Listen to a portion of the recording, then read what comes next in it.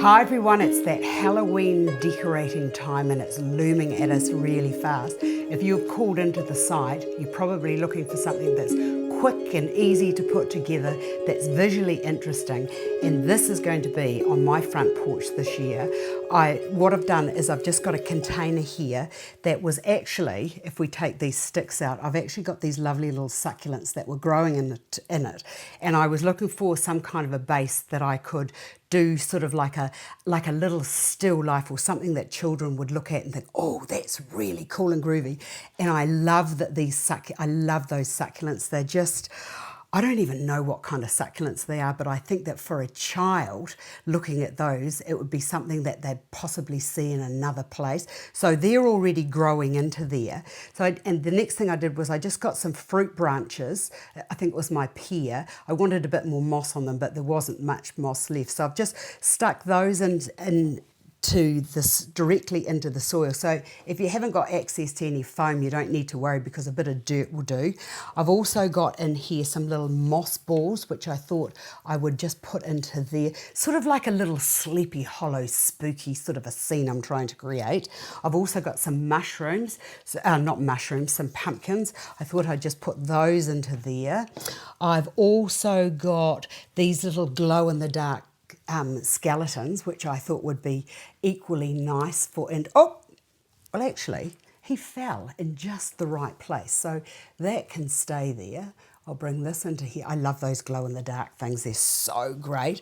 I've also got this lovely little skull here, which I'll just put there, and I've got these lovely eyes. Now, if you want to drive your cats into absolute frenzy of heightened excitement, these eyes that just roll all over the place have the cats running all over the place.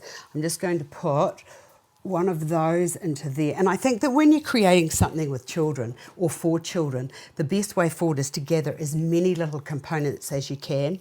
I also thought that a couple of those little eyes into that little bird's nest that I actually happened to find could be quite nice, so they can go into there.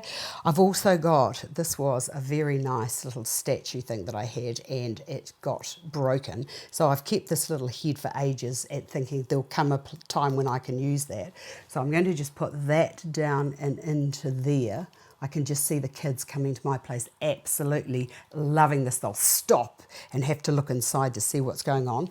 I've also got some blackbirds, or crows, which I thought would be quite nice. So that can just go into there. So I'm just basically pretty much just layering everything up. Now I could stop right about there, but what I thought would be very nice, now where are my lights? I've got some lovely lights here, which I thought could be quite nice into it. And these are sort of like that lovely bluey sort of a colourway, which I think could be quite nice. I'm just going to put that down into there. I'll cover that up in a minute.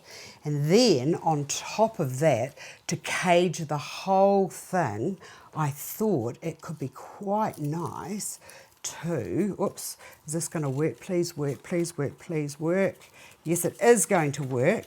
So here we have something that's all there. Are you going to sit properly? Yes, I will just put that into there. And then I'm just going to put a wee blackbird up into there, to sit onto there. And then I'll bring one around to here, actually trying to get in or trying to escape.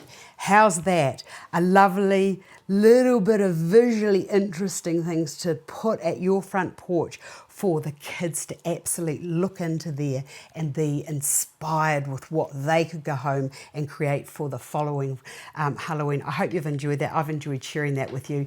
And I think that there's not many times in a year where you can actually let your inner spookiness actually be escaping into a design. Love it. Hope you've enjoyed this, and I look forward to seeing you another day. Thanks for calling.